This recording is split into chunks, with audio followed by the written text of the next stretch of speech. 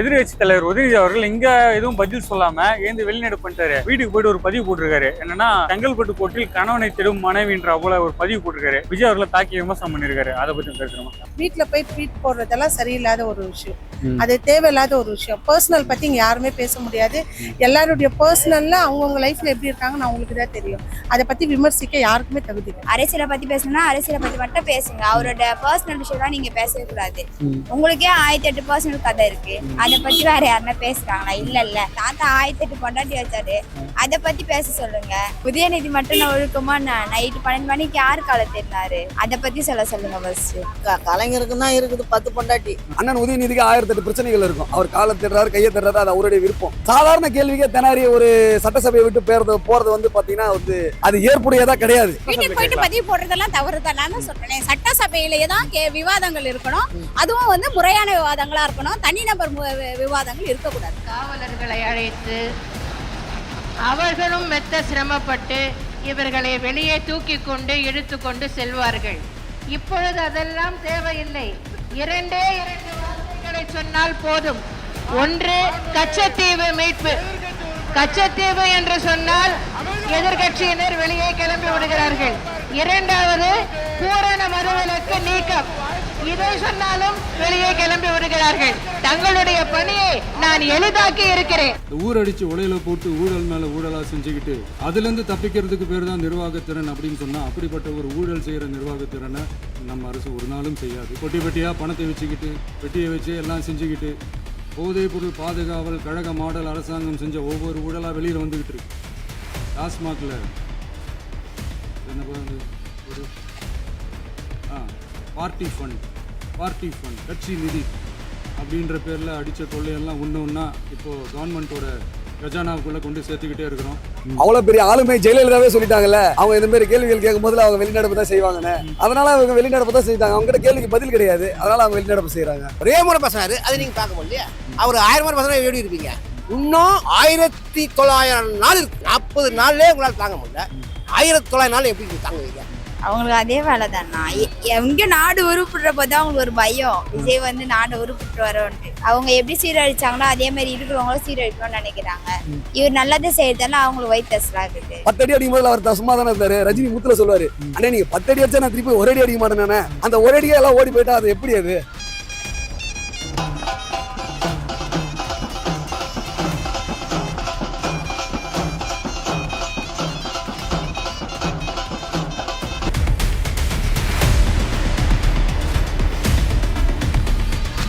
வேணுமா? டாக்குமெண்ட்ஸ் இல்லாம 10 நிமிஷத்துல 15 லட்சம் வரை பணம். பூனாவாலா ஃபின்கார். கீழுள்ள லிங்க் மூலம் இப்போதே விண்ணப்பியுங்கள். மறைந்த முன்னாள் முதலமைச்சர் ஜெயலலிதா என்ன சொன்னாங்கன்னா, கச்சத்தீவு பத்தி பேசினாலும் சரி, டாஸ்மாக் பத்தி பேசினாலும் சரி, திமுக வெளிநடப்பு பண்ணிடுவாங்க அப்படின்ட்டு அன்னைக்கே சொன்னாங்க. அதே போல முதலமைச்சர் விஜய் அவர்கள் டாஸ்மாக் பத்தி பேசும்போது உதயநிதி அவர்கள் இருந்து வெளியே போயிட்டாரு. அதை பத்தி கருத்து முதல்ல வந்து என்ன பேசுறாங்கன்றத முதல்ல கேட்டு இருந்திருக்கலாம்.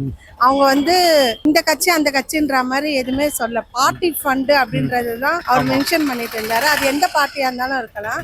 இன்னொன்னு சொல்றத லிசன் பண்ணணும். முதல்ல ஒரு சட்டசபைன்றது அதுக்குன்னு ஒரு சில நாகரிகமான விஷயங்கள்லாம் இருக்குது. என்னன்னு சொல்றதை கேட்டுட்டு இது பண்ணியிருக்கலாம். சபாநாயகரும் வந்து எதிர்கட்சி தலைவருக்கு பேசுறதுக்கான அகவாசம் தரேன்னு சொல்லியிருந்தாங்க. அது என்ன விஷயன்றது நம்ம கேட்டு இருந்திருக்கலாம். இன்னொன்று வந்து கேள்விகள் கேட்கலாம். அது வந்து எல்லாருடைய ஜனநாயக கடமை தான். ஆனால் அவங்க என்ன சொல்ல வராங்கன்றத கேட்டுட்டு நம்மளுடைய தரப்புக்கான பதிலையும் அவங்க சொல்லியிருந்தாங்க. இன்னொன்று வந்து டாஸ்மாக் பற்றி பேசும்போது அந்த மாதிரி பார்ட்டி ஃபண்டுன்ற ஒரு விஷயம் வந்தது. ஆனால் அவர் ஸ்பெசிஃபிக்காக இந்த கட்சி அந்த கட்சின்றத சொல்லலை. ஆக்சுவலாக 2 கட்சியும் இருந்தது. ஏடிஎம்கேவும் இருந்தது, டிஎம்கேவும் இருந்தது. அவர் பொதுவாக தான் அதை மென்ஷன் பண்ணார். அதுக்கான கொஞ்ச நேரம் உட்காந்து அது பேசலாம். ஒன்று பேசலன்னு சொல்கிறாங்க, ஆனால் பேசும்போது பேச விட மாட்டுறாங்க. நல்ல விஷயம்தான். ஏன்னா இது வந்து மக்களுக்கான பணம் தானே. மக்களுக்கான பணத்தை பற்றி அது கேட்கறதுல வந்து எந்தவித தவறும் இல்லை. எதிர்கட்சி தலைவர் உதயநிதி அவர்கள் இங்க எதுவும் பதில் சொல்லாம ஏந்து வெளிநடப்பு பண்ணிட்டாரு. வீட்டுக்கு போயிட்டு ஒரு பதிவு போட்டிருக்காரு. என்னன்னா, செங்கல்பட்டு கோர்ட்டில் கணவனை தேடும் மனைவின்ற போல ஒரு பதிவு போட்டிருக்காரு. விஜய் அவர்களை தாக்கி விமர்சனம் பண்ணிருக்காரு. அதை பத்தி பேசணுமா? இன்னொன்று வந்து நம்மளுடைய பர்சனல் லைஃப்பை பற்றி அங்கே பேசுறதுக்கான எந்த ஒரு விஷயமும் இல்லை. அது அவங்களுடைய தனிப்பட்ட விஷயம்.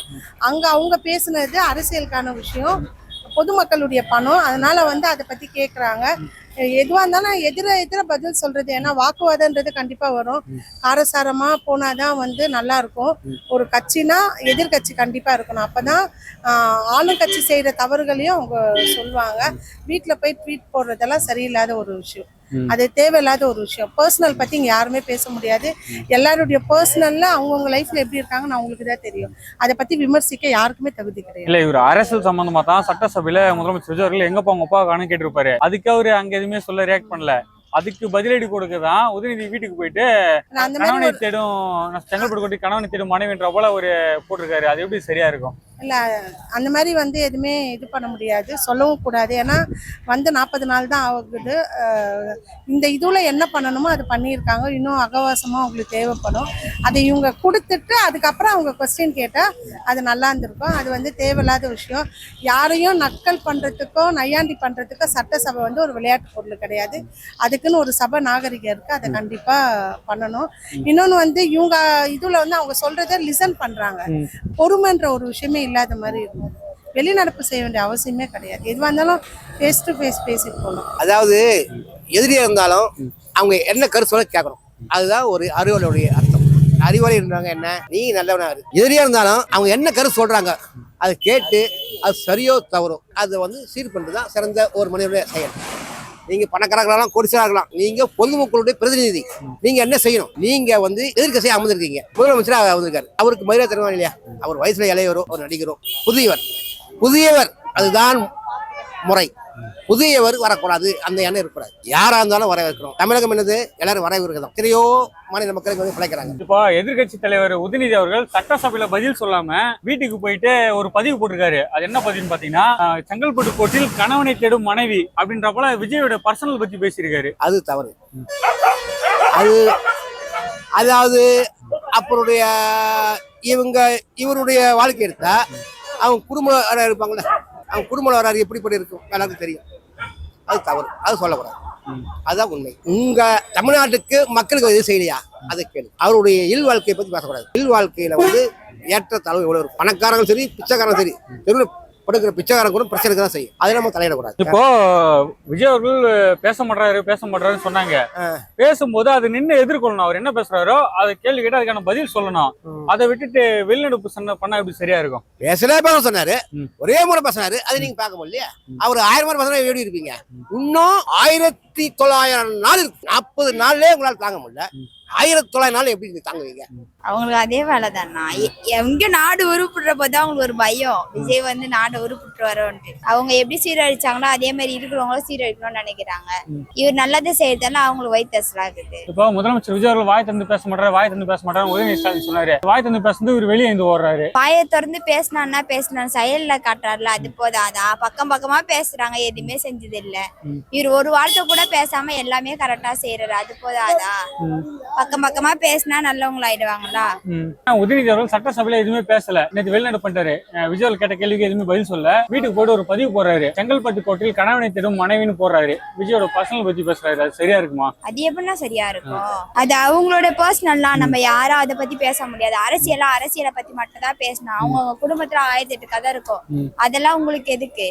அரசியலை பத்தி பேசணும்னா அரசியலை பத்தி மட்டும் பேசுங்க. அவரோட பர்சனல் விஷயம் நீங்க பேசவே கூடாது. உங்களுக்கே 1008 பர்சனல் கதை இருக்கு. அதை பத்தி வேற யாருன்னா பேசுறாங்களா? இல்ல அவர் அதை ஒரு பொருட்டா கூட மதிக்கல. இவங்களோட பர்சனல் இவர் தான் எல்லாமே பேசிட்டு இருக்காங்க. அதுக்கு எல்லாருமே மக்கள் என்ன சொல்றாங்க, இப்ப உதயநிதி அவர்கள் விஜயோட பர்சனல் பேசுறாங்க அப்படின்னு பார்த்தா உனக்கு ஒரு பர்சனல் இருக்கு, உங்க அப்பாவுக்கு பர்சனல் இருக்கு, உங்க தாத்தாக்கு இல்லாத பர்சனல். தாத்தாக்கு இல்லாத பர்சனல்லாம் விஜய்க்கு வந்துச்சு. தாத்தா 1008 பொண்டாட்டி வச்சாரு, அதை பத்தி பேச சொல்லுங்க. தாத்தா அப்பா வைக்காத பொண்டாட்டியா விஜய் வெஸ்டாரு? பொண்டாட்டி வைக்கிறது அது அப்பதான். அது வந்து சட்டப்பூர்வமா இன்னும் ப்ரூவ் பண்ணல. விஜய் வந்து த்ரிஷாதான் வச்சுட்டு இருக்காருன்னு ப்ரூவ் பண்ணல. இவங்க இதெல்லாம் ப்ரூவ் பண்ணி வெளிவந்த கதை எல்லா கதையும். அதை பத்தி ஃபர்ஸ்ட் பேச சொல்லுங்க. உதயநிதி மட்டும் நான் ஒழுக்கமா நைட்டு 12 மணிக்கு யாரு காலை தெரினாரு, அதை பத்தி சொல்லுங்க ஃபர்ஸ்ட். அதான் எல்லாரும் சொல்லிட்டாங்கல்ல, அவங்க அவ்வளவு பெரிய ஆளுமை ஜெயலலிதாவே சொல்லிட்டாங்கல்ல, அவங்க இந்த மாதிரி கேள்விகள் கேட்கும் போதுல அவங்க வெளிநடப்பு தான் செய்வாங்கன்னு. அதனால அவங்க வெளிநடப்பு தான் செஞ்சாங்க. அவங்க கிட்ட கேள்விக்கு பதில் கிடையாது, அதனால அவங்க வெளிநடப்பு செய்யறாங்க. கரெக்டான கேள்வி வந்துட்டு நம்ம மக்கள் கேட்கறாங்க. நம்ம சிஎம் வந்து பேசலன்னாங்க. இப்ப சிஎம்மும் கேட்கறாரு. இப்போ வந்துட்டு உன்னை வந்து ஒரு கேள்வி கேட்கறேன்னா ஒரு கேள்விக்கு பதில் தெரியணும்னு சொல்லணும், இல்லைன்னா தெரியலன்னு சொல்லணும். வெளிநடப்பு செய்யறதுனால அது யாருக்கு பிரயோஜனம்? நீங்க வந்து ஆட்சி செய்ய வந்தது வந்துட்டு வெளிநடப்பு செய்யறதுக்காக ஆட்சி செய்ய வந்தீங்களா? ஆட்சியில வந்தா தடைகளும் இருக்கும், துன்பங்களும் இருக்கும், துயரங்களும் இருக்கும், கேள்விகள் மக்கள் கேட்பாங்க. இதனால வரைக்கும் நீங்க ஆட்சி செஞ்சு யாரும் மக்கள் கேள்வி கேட்கல. இப்ப அந்த ஆட்சியில மக்கள் கேள்வி கேட்கறாங்கன்னு வெளிநடப்பு செஞ்சீங்களா? இப்போ வந்து ஒரு காலத்துக்கு முன்னாடி வந்துட்டு பாத்தீங்கன்னா பிக் பாஸ், கிரிக்கெட் அதெல்லாம் லைவ்ல பாத்துட்டு இருந்தாங்க மக்கள். இப்போ வந்துட்டு விஜய் வந்ததுல இருந்து சட்டசபையை வந்து லைவ்ல பாத்துட்டு இருக்காங்க. சட்டசபையில நீங்க என்ன கேட்டீங்க? விஜய் சார் ஏன் பேசல, விஜய் சார் ஏன் பேசலன்னு சொல்லி கேட்டுட்டு இருந்தீங்க. விஜய் சார் வந்துட்டு நேத்து ஏதோ எவ்வளவு நேரம் பேசிருப்பாரு. கரெக்டா எடுத்த உடனே எதான சொன்னாரு, பார்ட்டி ஃபண்டுன்னு ஒரு வார்த்தையை ஆரம்பிச்சாரு. பார்ட்டி ஃபண்டுன்னு சொன்னாரு. ஆனா அவர் சொல்லும் போது எந்த கட்சி குறிப்பிட்டு சொல்ல, ஜெனரலா தான் சொன்னாரு. ஆனா திமுக மட்டும் தான் கோவம் வந்துச்சு நேத்து. இல்ல அந்த பார்ட்டி ஃபண்டுன்னு முதல்ல ப்ரீவியஸா ஒரு 5 வருஷம் ஆட்சி செஞ்சது வந்துட்டு மாண்புமிகு முதலமைச்சர் ஸ்டாலின் தான் ஆட்சி செஞ்சாரு. அப்ப அந்த பார்ட்டி ஃபண்டுன்னு முதல்ல அது அவரையும் குறிக்கிற கணக்கு தானே அது. இதுக்கு முன்னாடி பார்ட்டி ஃபண்டுன்றது வந்துட்டு யாருக்குமே வெளிவட்டமா தெரியாது. இப்போ வந்துட்டு ஒரு பள்ளி வந்து ஒன்று தனியார்ல நடத்துறோம்னா அதுக்கு வந்துட்டு பாத்தீங்கன்னா பேசின அரைச்சமாவே தான் அரைக்க வேண்டிய சூழ்நிலை இருக்கு. அவங்க வந்து சொல்றாங்கல்ல, அவங்க எந்த தைரியத்துல வந்து சொல்றாங்க? இப்போ வந்துட்டு இந்த மாதிரி நடக்குது, இந்த மாதிரி ஊழல் நடக்குது, எங்களுக்கு கேட்டாங்க, இந்த ஆட்சியில வந்துட்டு நாங்க கேட்டதுக்கு எங்களுக்கு தேவை கிடையாது. ஒரு ஏழ்மையான குழந்தைங்க வந்தாங்கன்னா அவங்க கிட்ட அந்த ஃபீஸை குறைச்சி கேட்டு வாங்கிக்கிங்க. அது ஒரு நியாயமான ஒரு விஷயம் தானே அது. அப்போ வந்து என்ன விஷயம்னு கேட்டீங்கன்னா, அப்போ போன ஆட்சியிலும் சரி, அதுக்கு முந்தின ஆட்சியிலும் சரி, இது மாதிரி ஊழல்கள்லாம் நடந்திருக்கு. இந்த நடந்திருக்கிற விஷயத்த வந்து இப்ப விஜய் பேச ஆரம்பிச்சிருக்காரு. இப்ப நடக்கலன்னா அண்ணன் உதயநிதி ஸ்டாலின் நான் கேட்கிறேன், அண்ணா நீங்க வந்து உங்க சைட்ல தவறு கிடையாது. நம்ம டிஎம்கே வந்து சுத்தமான ஒரு உடன்பிறப்புகள்லாம் உண்மையானவர்கள், யாரும் எந்த தவறும் செய்ய மாட்டாங்க. நீங்களும் தவறு செஞ்சிருக்க மாட்டீங்கன்னு நாங்க நம்புறோம். ஏன் வெளிநடப்பு ஏன் செய்யறீங்க? விஜய் கேட்டது என்ன தவறா எதனா கேட்டாரா? நீங்க விஜய் கேக்குறீங்க, செங்கல்பட்டு நீதிமன்றத்துல வந்து ஒரு லேடிஸ் வந்து கணவன கணவன் பேட்டி கொடுத்திருக்காரு. ஒரு அரசியல்னு வந்துட்ட பிறகு பர்சனல் பத்தி கண்டிப்பா பேசவே கூடாதுங்க. ஒரு மனிதருக்குமே வந்து பர்சனல்னு ஒண்ணு இருக்கு. அண்ணன் உதயநிதி ஸ்டாலினுக்கு இருக்கு, ஐயா ஸ்டாலினுக்குமே இருக்கு, ஐயா அதுக்கு முன்னாடி இருந்த கலைஞருக்குமே இருக்கு. அவங்களுடைய பர்சனலா எடுத்து போட்டா மக்களுக்கே தெரியும். பர்சனலை பத்தி இங்க யாருக்குமே எந்த கவலையும் கிடையாது. அதுக்காக ஒரு தனி மனித ஒழுக்கன்றதெல்லாம் இல்லாம ஒண்ணு கிடையாது. அரசியலுக்கு வந்துட்டு பிறகு அவங்க அரசியல்ல எப்படி நடந்துக்கிறாங்க, நாகரிகமா நடந்துக்கிறாங்களா, அதுதான் அங்க முக்கியம். அவங்க துணைவியார் என்ன சொன்னாங்க, அவங்க காணாம போச்சுன்னு சொன்னாங்க, காணாம இருக்குதுன்றத பிரச்சனை கிடையாது. அதுக்காக வந்து நம்ம விஜய் அண்ணன் வந்து அப்பாவை காணன்னு கேட்டது வந்து அவர் வந்து ஒரு ஆதங்கத்துல அது பேசுனது. ஆனா ஆதங்கத்துல பேசினாலும் அண்ணன் அது கொஞ்சம் அண்ணனுக்கே அது பிடிக்காம தான் அது பேசுனது. ரைட்டா? இப்போ சட்டசபையில அரசியலை பத்தி பேசுறாங்க. இப்போ விஜய் அவர்கள் பேசுறாரு, அதுக்கு உதயநிதி அவர்கள் பதில் கொடுக்கல. ஆமா, பதில் கொடுக்காம வீட்டுக்கு போயிட்டாரு. வீட்டுக்கு போயிட்டு ஒரு பதிவு போடுறாரு, செங்கல்பட்டு கோட்டையில் கணவனை தேடும் மனைவின்னு சொல்லிட்டு ஒரு பதிவு போடுறாரு. விஜயோட பர்சனல் பத்தி பேசுறாரு. அவரு பேசக்கூடாது, அவருடைய விருப்பம், அவங்க மனைவி, அவங்களுக்குள்ள அவங்க குடும்ப பிரச்சனை, அவங்க ஏதோ பராத காலம் வந்து பிரிஞ்சு வாழறாங்க, அதே ஒரே காலம் சேர்ந்து வாழக்கூட வாய்ப்பு இருக்குது. இதுல போய் கணவன் மனைவி செங்கல்பட்டு கோர்ட்ல பாருன்னா என்ன கதை அது? எல்லா வாழ்க்கையிலயும் அது இருக்குதுப்பா, எந்த வாழ்க்கையிலும் இல்லாத இல்ல. அப்போ கலைஞர் கருணாநிதி மட்டும் கரெக்டா இருந்தாரா அப்படின்னு கேக்குறாங்க. கலைஞருக்கு தான் இருக்குது 10 பொண்டாட்டி, ஒரு பொண்டாட்டி இல்ல. இவருக்காவது ஒரு பொண்டாட்டியாவது அவங்க தவறான முறையா எடுத்தாங்க, யூஸ் பண்ணாங்க, விட்டுடலாம். அவர் விஜய் வானன் தான் சொன்னாரு. அவர் தான் விவாகரத்து வேணும்னா கேட்டாரு, வானன் தான் சொல்றாரு. பொண்டாட்டி புள்ளியோட சேர்ந்து வாழணும்னு தான் அவர் நினைக்கிறாரு. அது என்னவோ அவங்க அது மாதிரி கேப்பார் பேச்சு கேட்டுதான் போறாங்க. அவங்களுக்கும் சொல் பேச்சு தான், அவங்க இஷ்டத்துக்கு பண்ணல. அது அவங்கள சொல்லி கொடுத்து அந்த அளவுக்கு தூண்டி விட்டு தான் அதை பண்றாங்க. சட்டசபையில வந்து வெளிநடப்பு பண்றதுன்றது வந்து அவங்க பேசுறது சரியில்லாம இருந்தா வெளிநடப்பு பண்ணுவாங்க. ஆனா சட்டசபையை இப்போ பொறுத்த வரைக்கும் இப்போ புதுசா ஒரு முதலமைச்சர் வந்திருக்காரு. முதலமைச்சராவே வந்து இன்னும் அவரை பார்க்க முடியல. அவரோட அந்த முதிர்ச்சி அவருக்கு இல்லையோன்னு தோணுது. ஏன்னா சட்டசபையில எப்படி பேசணும், ஒரு முதலமைச்சர்ன்ற நாட்டுக்கான ஒரு தமிழ்நாட்டோட முதலமைச்சர் மாதிரி அவர் பேசல. அது ஒண்ணு இருக்கு. அதனால வந்து அவங்க வந்து வெளிநடப்பு பண்ணிருக்காங்க. அப்போ உதயநிதி அவர்கள் பேச சரியா? கோப்ப மாடல் ஆச்சு, வாயை திறக்க மாட்டாரு, கதற சத்தம் கேக்குதா?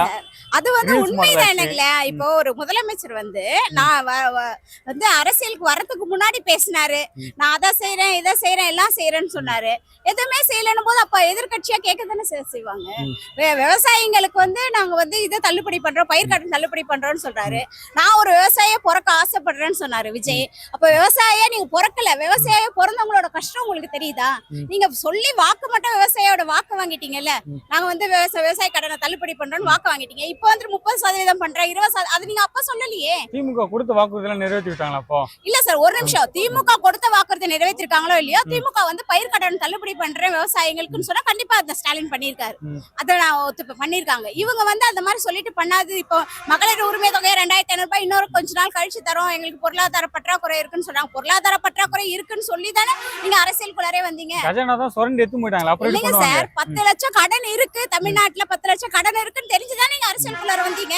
அப்ப அப்ப அந்த 10 லட்சம் கடை இருக்குன்னு தெரிஞ்சுதானே நீங்க இவ்வளவு அறிக்கையை விட்டீங்க? ஏன் விட்டீங்க? அவர் தான் டைம் கேட்டுக்காரு, எனக்கு கொஞ்சம் டைம் கொடுங்க, நான் கண்டிப்பா பண்றேன். திமுக போட்டு போன ஓட்டையெல்லாம் கொஞ்சம் கொஞ்சமா அடைச்சிட்டு இருக்கேன், அதெல்லாம் அடைச்சிட்டு கண்டிப்பா பண்றேன். சார் நீங்க கொஞ்சம் கொஞ்சமா பண்ணுங்க. பெண்கள் மகளிர் உரிமை வந்து பொறுமையா கொடுங்க, மத்ததெல்லாம் கொடுங்க. நான் இப்போ வந்து அண்ணா விஜய் அண்ணன் வந்து போன வாட்டி ஒரு பேட்டி கொடுத்துட்டு அதுல வந்து சில வார்த்தைகள் வந்து அவர் மேல இருக்கிற பாசத்துல ஒரு சில வார்த்தைகளை விட்டுட்டேன். அதனால அவர் நம்ம முதல்வர், அதனால அண்ணன் வந்து இந்த மாதிரி விஷயங்களுக்கு எல்லாம் வந்துட்டு அவங்க செய்யறாங்கன்ட்டு நம்மளும் சாக்கடைக்குள்ள இறங்கி நம்மளும் சாக்கடையை கலக்கக்கூடாது. அவங்க வந்து ஒரு கேள்வி கேட்கறாங்கன்னு வச்சுக்க, மனைவி கணவனை காணன்னு சொல்றாங்கன்னு வச்சுக்க, அண்ணன் வந்து ஒரு உயர்ந்த இடத்துல இருக்காரு. நீங்க போய் நீங்க குட்டி ஸ்டோர்லாம் வேற லெவல்ல சொல்லணும். இந்த மாதிரி சின்ன சின்ன விஷயத்துக்குலாம் தேவையில்லாத குட்டி ஸ்டோரி, அது யாரும் கவனம் இருக்காத குட்டி ஸ்டோரிலாம் சொல்லக்கூடாது. நீங்க படம் நடிக்கும் போதுல பல குட்டி ஸ்டோரி, நிறைய குட்டி ஸ்டோரிலாம் சொல்லிட்டீங்க, காக்கா கழுகு அதெல்லாம் சொல்லிட்டீங்க. அது வந்து ஏற்புடையதா இருந்துச்சு.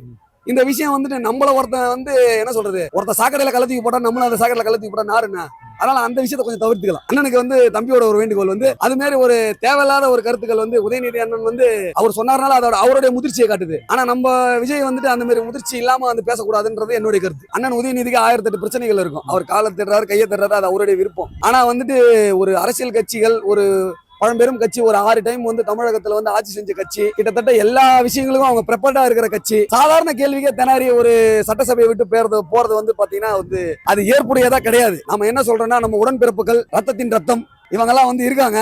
இவங்களெல்லாம் வந்துட்டு நான் வந்து உண்மையா சொல்ல போனா நான் ஏதோ ஒரு கட்சி, நான் இப்போ வந்து விஜய்க்கு முட்டு கொடுத்துட்டு இருக்கேன். அப்போ உங்க கட்சியில எத்தனையோ ஜென்சி கிட்ஸ் எத்தனையோ பேர் இருக்காங்க. நீங்க நினைச்சீங்கன்னா அவங்கள பேச வைக்கலாம். உங்களுடைய தகுதிக்கு நீங்க அவங்கள வந்து தரம் தாழ்ந்து பேசக்கூடாது. ஜென்சி கிட்ஸ் பேசினா அதை ஏத்துக்கலாம். உங்களுடைய தகுதிக்கு வந்து நீங்க கீழே இறங்கி காலை தேடுறது கையை தேடுறதுலாம் இது வந்து தவறான கருத்து. அதை நான் நேற்று விஜய்க்கு வந்து அது ஒரு விஷயத்த சொல்லியிருக்கலாம்.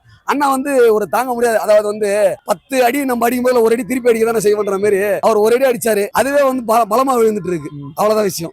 10 அடி அடிக்கும் போது அவர் சும்மா தானே இருந்தாரு. ரஜினி முத்துல சொல்லுவாரு, அண்ணே நீங்க 10 அடி அடிச்சா நான் திருப்பி ஒரு அடி அடிக்க மாட்டேன், அந்த ஒரு அடியே எல்லாம் ஓடி போயிட்டா அது எப்படி? அது இல்ல, நான் அந்த ஒரு அடி அடிச்சதுக்கே ஓடிட்டா எப்படின்னு? அது நான் சீரியஸாவே சொல்றேன். மக்கள் தேர்ந்தெடுத்த முதல்வர் யாரா இருந்தாலுமே சரிதான். இதுக்கு முன்னாடி எடப்பாடியை கூட ஜெயலலிதா ஆட்சியில இருந்து வந்தாங்க, அவரையுமே நம்ம மதிச்சு தான் நடத்தணும். அதே மாதிரி ஸ்டாலின் ஐயாவே நம்ம இதுக்கு முன்னாடி நான் கிட்டத்தட்ட ஒரு 5 வருஷத்துக்கு முன்னாடி கூட ஒரு பேட்டி கொடுத்துருக்கேன். ஐயாவை நான் மதிச்சு தான் பேசியிருக்கேன். அண்ணா உதயநிதி வந்து சேப்பாக்கத்துல வந்தாரு, சேப்பாக்கத்துக்கு போனதுமே அந்த இடத்துல ஒரு காவா தண்ணி வந்துச்சு, அதெல்லாம் குடிச்சு கட்டினாரு, அதெல்லாம் நாங்க பாராட்டி தான் பேசணும். இப்போ உங்களுக்கு 75 தொகுதி இருக்குதுங்க, அதுல வந்து இப்போ ஒரு 10 சீட்டு போயிட்டு இருக்குமா? அந்த சீட்டு போனாலும் மீதி இருக்கிற சீட்டு இருக்குல்ல, நான் தெரியாம கேட்கிறேன், விஜய் செய்யறாரு ஊழலா ஊழலை நீங்க ஊழலுக்கு எதிரான கட்சியா, ஊழலை வளர்க்குற கட்சியா நீங்க? அண்ணன் உதயநிதிக்கு நான் கேட்கிறேன், ஊழலை எதிர்க்கிற கட்சி தானே? நான் தவறா என்ன பேசுறேன்னா? சரியா தானே பேசுறேன், திரும்ப எதுவும் பேசல, கரெக்டா தானே பேசுறேன். அப்போ ஊழலை எதிர்க்கிற கட்சி ஊழலை பத்தி பேசினா ஏன் எகிரி ஓடுறீங்க? நம்மள்கிட்ட ஏதாவது மடியில கணம் கிடையாது, வழியில பயம் கிடையாது. நம்ம தங்கம் நகை எல்லாம் பொக்கிசமா எடுத்துட்டு போனதா திருடன் வழியில வருவான்னு நம்ம பயப்படணும். நம்ம தான் எந்த ஒரு இதுவுமே பண்ணல, மக்களுக்கு சூப்பரா செஞ்சிருக்குமே. ஏசி பஸ் ஸ்டாண்ட் கட்டி கொடுத்துருக்கோம், ஏசி நூலகம் கட்டி கொடுத்துருக்கோம், ரைட்டா? மக்கள் வாழ்வாதாரத்துல சிறந்து போயிட்டாங்க. தனிநபர் வருமானம் நிறைய ஆயிடுச்சு, பெட்ரோல் விலை குறைஞ்சிருக்கு, டீசல் விலை குறைஞ்சிருக்கு, கேஸ் விலை குறைஞ்சிருக்கு. அவங்க ஆட்சி நடத்தி முடிச்சுட்டு அவங்களுடைய பேரை போல இப்ப விஜய் வாங்கிட்டாரு. நீங்க எதுக்கு வெளிநடப்பு செய்றீங்க? நம்ம இவ்வளவு தியாகத்தை செஞ்சிருக்கோம், நம்ம எதுக்கு கட்சி விட்டு வெளியே போனோம்? நம்ம எதுக்கு சட்டசபை விட்டு வெளியே போனோம்? இவ்வளவு தியாகத்தை செஞ்ச தியாக சம்பளங்கள்லாம் நம்ம சட்டசபையில் நின்று விஜய் அண்ணனுக்கு புரிய வைக்கணும். ஐயா நாங்க இவ்வளவு செஞ்சிருக்கோம் ஐயா, நீங்க என்னையா 40 நாள்ல வந்து என்ன செஞ்சேன்னு கேக்குறீங்க? ஊழல் செஞ்சவன நீங்க கேட்கணும். உங்க கூட சேர்ந்து நாங்க ஊழல் செஞ்சதை கண்டுபிடிப்போம். சொல்றது கேளுங்க, நாங்க சொல்றது கேளுங்க. போன வாட்டி கொடநாடு வழக்க நாங்க கண்டுபிடிக்கிறோம்னு சொன்னாங்க, கண்டுபிடிக்க முடியலங்க. இப்ப உங்க கூட சேர்ந்து நாங்க கண்டுபிடிக்கிறோங்க. ஏன்னா எங்களுக்கு 5 வருஷம் பத்தல கொடநாடு வழக்க கண்டுபிடிக்கிறதுக்கு. இப்ப நீங்க வந்திருக்கீங்களா, உங்க கூட சேர்ந்து நாங்க கொடநாடு வழக்க கண்டுபிடிக்கிறோம். மக்களை ஏமாத்தீங்க. நான் ஒன்னே ஒண்ணு சொல்றேன், மக்களை ஏமாத்துறது கிடையாது. திமுக ஓட்டு போட்ட எங்க அண்ணன் தம்பிக்கு நான் சொல்றேன், ஏன்னா நான் வந்து எதிரியா நான் பேசுறது வந்து இப்ப எங்க திமுக இருக்கிற அண்ணன் தம்பிகள் எதிரி மாதிரி தெரியும். ஐயா நம்மளுக்கு ஒரு நல்ல ஆட்சி அமைஞ்சிருக்கு, அதை நல்லவா பண்ண விடுங்களா ஐயா. எதுக்கையா தேவையில்லாத குறைச்சல கொடுத்துட்டு இருக்கீங்க? நீங்க செஞ்சது நல்லா இல்லன்னு இன்னொருத்தர் தேர்ந்தெடுத்திருக்காங்க, அவரை வளர விடுங்களா ஐயா. இல்ல அவங்களுக்கு வழியதான் விடுங்களா. சும்மா ஒருத்தனை வந்து முட்டு கொடுத்து அவர் இப்ப நல்லா போற பாதையை கூட விட்டுட்டு தூசு தட்டுறதுக்கு வேற ஏதோ ஊழலை பத்தி எடுக்கிறதுக்கு போயிட்டு இருக்காரு. மக்களுக்கு எவ்வளவு பிரச்சனை இருக்குது. மழை பெஞ்சா இங்க தண்ணி தேங்கி நிக்குது, வேங்க வயல் பிரச்சனை இருக்கு. ஏங்க ஒரு குடிநீர் தொட்டியில கக்கூச கழுவி தொடச்சு விட்டானுங்க, அதை கண்டுபிடிக்க முடியல. ஏங்க நான் உண்மையிலே நினைச்சேன் அன்புமணி ராமதாஸ் சௌமியா எல்லாம் சொல்றது கேளுங்க, அன்புமணி ராமதாஸ் சௌமியா ராமதாஸ் எல்லாம் ஜாதி வரி பிடிச்சவன்னு நினைச்சேங்க. சத்தியமா அவங்க எல்லாம் பேசுறத பார்த்தா அவங்க எல்லாம் தப்பு நான் இப்ப உணர்றாங்க. அவங்க என்ன மாதிரிங்க பேசுறாங்க, அவங்க என்னங்க பேசுறாங்க? அவங்க பேசுறதுல ஒரு வார்த்தை நீங்க பேசுனீங்களா? அவங்க எல்லாம் ஒரு ஜாதி கட்சி நம்ம நினைச்சிட்டு இருந்தாங்க. இப்ப அவங்க எல்லாம் பேசுறத பார்த்தா அரசியல் மாற்றத்தை அவங்களே புரிஞ்சுக்கிறாங்க. சமூகத்துக்கு தேவையான கருத்துக்களை அவங்க சொல்றாங்க. அவங்க வந்து ஒரு ஜாதியை பத்தி குறிச்சிட்டு அவங்க வந்து பேசும்போதுல அப்ப அவங்களெல்லாம் நீங்க ஜாதி வரையா பிரிச்சு வச்சிருக்கீங்க. அப்பெல்லாம் இவங்க இந்த ஜாதியை பத்தி தான் பேசுவாங்க, திருமாவளவன் அந்த ஜாதி பத்தி தான் பேசுவாரு. அப்ப ஒரு ஒருத்தர நீங்க பிரிச்சு வச்சிருக்கீங்க. இப்ப எல்லாருமே ஜாதி கிடையாது, பணம் கிடையாது, எதுவுமே கிடையாது. மக்களுக்கு நல்லது நடந்தா போட எல்லா அரசியல் தலைவர்களும் ஒன்னா கூடுறாங்கல்ல. அப்ப நீங்க மட்டும் ஏன் வெறுத்து போறீங்க? அப்ப எல்லா மக்களும் ஒண்ணு சேர்ந்தா உங்களுக்கு பிடிக்கல. விஜய் தவறானவராவே இருக்கட்டுங்க, விஜய் சொல்ற கருத்து தப்பா சரியா, என்னுடைய கருத்து நீங்க கேளுங்க. விஜய் சொல்றது தவறாவே இருக்கட்டும். விஜய் ஊழலை எதிர்க்கிறத நீங்க ஆதரிக்கிறீங்களா இல்ல நீங்க எதிர்க்கிறீங்களா? என்னுடைய கான்செப்ட் அதுதான். மத்தபடி விஜய் நல்லவர் கெட்டவர் என்ற கான்செப்டை விட்டுறணும். மக்கள் விஜயை தேர்ந்தெடுத்துட்டாங்க, ரைட்டா? உங்களையும் தேர்ந்தெடுத்து எதிர்க்கட்சியா உட்கார வச்சுட்டாங்க. கேள்விகள் நியாயமானதாக இருந்தால் பதில்கள் நியாயமானதாக வரும். கேள்விகள் கேலி கிண்டல் செய்வதாக இருந்தால் அதற்கான பதில்களும் கேலி கிண்டலாகத்தான் வரும். நியாயமான கேள்விகளுக்கு நியாயமான பதில் உண்டு. விஜய் சொல்லிட்டாரு, நியாயமான தர்க்கங்களை நீங்க வைங்க, அதை நாங்க செய்யலன்னா நீங்க கேள்விகள் சொல்லிட்டாரு, ரைட்டா?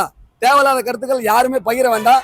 மறுபடியும் கமெண்ட்ஸ்ல இவன் இவனுக்கு விஜய்க்கு முட்டு கொடுக்குறான், இது திமுகவுக்கு முட்டு கொடுக்குறான், சீமானுக்கு முட்டு கொடுக்குறாலாம் கிடையாது. நான் பொது மனிதன், நான் ஒரு பொது விமர்சனம் பண்றேன், ரைட்டா? தப்பா இருந்தா தப்புன்னு சொல்லுங்க, சரின்னா சரின்னு சொல்லுங்க. என்னை தேடிட்டு அடிக்கிறதுக்கு ஆள் தேட வேண்டாம், ரைட்டா? நல்ல விஷயத்துல நம்ம ஒரு பொதுவான கருத்தை சொல்றோம். இப்போ இந்த விஷயத்த திமுக எடுத்துக்கிட்டாங்கன்னா அவங்க வளர்ச்சிக்கான விஷயம் தானே இது. நான் திமுக தவறு செஞ்சுட்டாங்கன்னே சொல்ல வரல. இந்த மாதிரி விஷயத்த அவங்க திருத்திக்கலாம்ல. ஒரு விஷயத்த நீ உன் மேல அலிகேஷன் வைக்கும் போதுல அதை நீ ஒண்ணு பேசாம இருந்தாலும் நீ திருடன்றது ஆயிடும். நீ அந்த இடத்த விட்டு விலகி போனாலும் அதுக்கான பிரச்சனை உன் மேலதான் சேரும். அதுக்கான விலகத்தை நீ கொடுத்துட்டீங்கன்னா உடனே முடிஞ்சிடல, அப்பயும் அந்த கான்செப்ட் முடிஞ்சு போயிடல. அதனால யார ஒருத்தரையுமே இப்ப கூட சொல்றேன், எல்லாருமே ஒரு பழம்பெரும் அரசியல் தலைவர்கள் தான். இப்ப கூட சொல்றேன், கமாண்ட்ல விஜயை பத்தியும் திட்ட வேணாம், அண்ணன் ஸ்டாலினை பத்தியும் திட்ட வேணாம், அரசியலா ஆரோக்கியமா வளர்ப்போம்.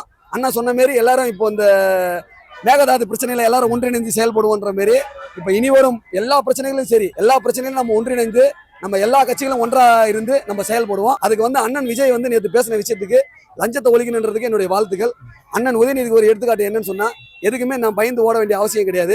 நம்ம கையில நேர்மையும் தன்னம்பிக்கை இருந்தா எந்த கேள்விக்கும் நம்ம பதில் சொல்லலாம். இதுக்கப்புறம் உங்ககிட்ட நேர்மை இருந்தா அதுக்கான பதில சொல்லுங்க. குறுவை சாகுபடி பண்ண முடியல, ஏற்கனவே வாங்கின பயிர் கடனே தள்ளுபடி பண்ண முடியல. எல்லாமே ஒரே மாசத்துல பண்ணிட்டாங்களா? இது எல்லாமே சொன்னதெல்லாம் ஒரே மாசத்துல பண்ணிட்டாங்களா? அவங்க கொஞ்சம் கொஞ்சமா பண்ணாலுமே சார், அவங்க திமுகவை பொறுத்த வரைக்கும் இது வரைக்கும் விவசாய கடன் தள்ளுபடி பண்றேன்னு சொல்லிட்டு பண்ணாம விட்டு இந்த மாதிரி கதறின இது கிடையாது. அதே மாதிரி அந்த ஜூன் 12 தேதி தண்ணி திறக்கிறதுனா அந்த தண்ணி திறக்கிறதுக்கான வழிமுறைகளை முதல் பண்ணிடுவாங்க. 3 வருஷம் கழிச்சு 1000 ரூபாய் போட்டாங்க, சரிங்களா? முன்னாடிலாம் போடல. அதுவுமே அவங்களோட இதுதான். ஏன்னா முடியும் போது போட்டாதான் வாக்கு வாங்க முடியும்ன்றதுதான் திமுகவோட எண்ணத்துல அவங்க பண்ணாங்க, இல்லன்னு சொல்ல கிடையாது. அதான் நான் சொன்னேன், மகளிர் உரிமை தொகை 2500 ரூபாய் கூட நீங்க அப்புறம் கொடுங்க, ஆனா விவசாயிகளோட கடனை தள்ளுபடி பண்ணுங்க. அவங்க குறுவை சாகுபடி பண்ண முடியாம நிக்கிறாங்க, அவங்களுக்கு ஒரு நல்ல வழியை காமிங்க. குறிப்பா ஒரு டாஸ்மாக் கோயிலை பத்தி பேசுறாரு. பேசும்போது திமுக ஏன் வெளிநடப்பு பண்றாங்க, அவர் எந்த கட்சின்னு சொல்லிட்டு பேசல, அதிமுக சொல்ல திமுக சொல்ல, இந்த பார்ட்டி ஃபண்ட் எல்லாம் கொள்ளையடிச்சு வச்சிருக்காங்க அப்படின்னு தான் பேசினாரு. திமுக மட்டும் ஏன் கோவம் வெளில போறாங்க? சரி, வெளிநடப்பு பண்ணிருக்காங்கன்றதை விட இவங்க இவர் பேசுற தோரணைகள் இன்னும் அவர் சினிமா விட்டு இன்னும் வரல சார். அதுதான் எங்களோட தோணுது. நாங்க முதலமைச்சரா புதுசா ஒருத்தரை வரவேற்கிறோம், அவர் பண்ணக்கூடியது என்னன்னு பாக்கணும்னு தான் நினைக்கிறோம். ஆனா அவர் சினிமா ஃபீல்ட்ல இருந்து வந்ததுல இருந்து சினிமா தோரணையில தான் இன்னும் சட்டசபையிலே பேசிட்டு இருக்காரே தவிர ஒரு முதலமைச்சருக்கான அந்த ஒரு பொறுப்போ ஒரு மக்களுக்கான பிரதிநிதியா அவர் இன்னும் பேசுறதா எங்களுக்கு தெரியல. பொறுப்பு இல்லாம இந்த 8 கோடி மக்கள் மனசுல இடம் பிடிச்சிருக்காரு. அவரு 8 கோடி மக்கள் மனசுல இடம் பிடிச்சிருக்காரோ, அவரு காசு கொடுத்து பிடிச்சிருக்காரோ, குழந்தைங்க மூலமா போய் பண்ணிருக்காரோ, இல்ல குழந்தைங்க மூலமா போயிட்டு பண்ணிருக்காரோ, இன்ஸ்டால அதுல எல்லாம் போட்டு பண்ணிருக்காரோ, அதை சொல்ல வரல. நம்ம ஒரு இதுக்குள்ளார முதலமைச்சர்னு வந்த பிறகு மக்களுக்கான இதுவா நம்மள தேர்ந்தெடுத்திருக்காங்கன்னா நம்ம சட்டசபையில எப்படி பேசணும்னு ஒண்ணு இருக்கு. இந்த கை செய்கை பண்றது இதெல்லாம் இன்னும் சினிமா இதுலயே இருக்குதுங்க சார். அதெல்லாம் சரிங்களா? ஸ்டாலின் பண்ணாரு, அவர் பண்ணதை நான் சரின்னு சொல்ல மாட்டேன்னு. அவரு சட்டசபையில எல்லாம் வெளியில தான் பண்ணாரு இப்படின்னு சொல்லிட்டு ஒண்ணு பண்ணி இன்ஸ்டால ப்ராப்ளம் ஆனாரு.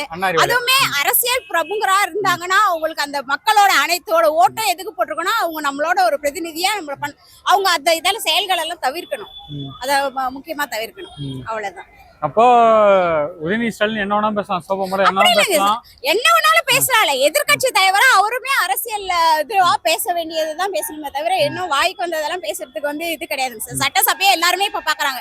இப்ப நேரலை போட்டிருக்காங்க, அது ரொம்ப வரவேற்கத்தக்க ஒரு விஷயம் தான். நேரலையில பண்ணிருக்காது, அப்பதான் மக்கள் பாக்குறாங்க, எல்லாமே சட்டசபையில என்ன நடக்குதுன்றத பாக்குறாங்க. நாங்களும் இந்த மாதிரி நடக்கிறதெல்லாம் பாக்குறோம். அதனால நேரலை பண்ணிருக்கிறது வரவேற்கத்தக்கது. சில விஷயங்களை ஏத்துக்க முடியுது, சில விஷயங்களை இன்னும் கொஞ்சம் அவங்க பண்ணணும்னு. அவர்கள் சட்டசபையில கேட்ட கேள்விக்கு பதில் சொல்லாம வீட்டுக்கு போயிட்டு ஒரு பதிவு போட்டிருக்காரு. செங்கல்பட்டு கோட்டையில் கணவனை தேடும் மனைவின்னு போட்டிருக்காரு. அவர் விஜய் அவரோட பர்சனலா பேசியிருக்காரு. அது எப்படி பேச சரியா இருக்கும் சார்? இதுக்கு முரண்பாடுகள் இருக்கு.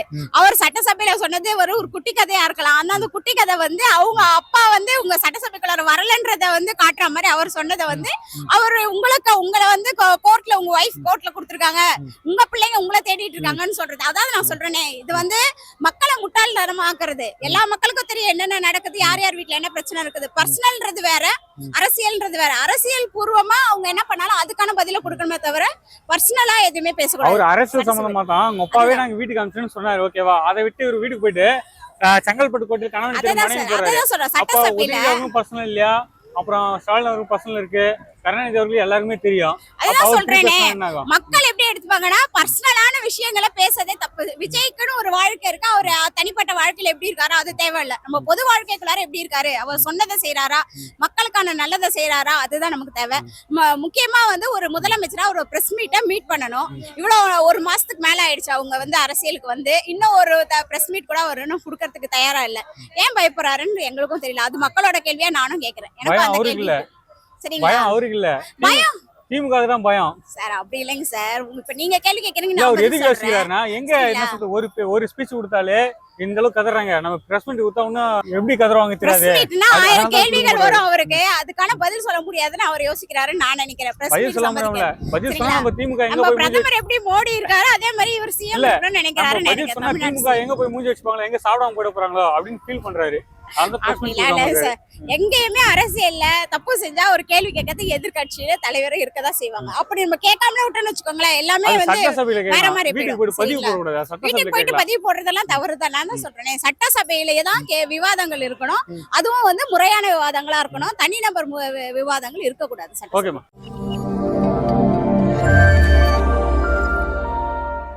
பர்சனல் லோன் வேணுமா? டாக்குமெண்ட்ஸ் இல்லாம 10 நிமிஷத்துல 15 லட்சம் வரை பணம். பூனாவாலா ஃபின்கார். கீழே உள்ள லிங்க் மூலம் இப்போதே விண்ணப்பியுங்கள்.